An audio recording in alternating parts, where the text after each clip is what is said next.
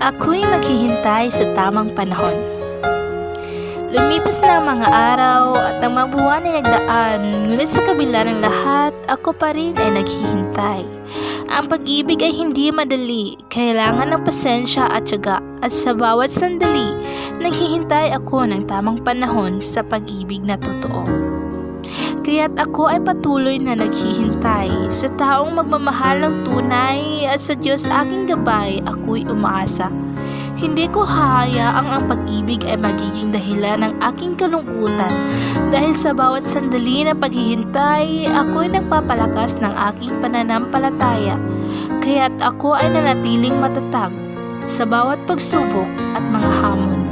Dahil alam kong may magandang plano ang Diyos para sa akin at sa aking pag-ibig na totoo.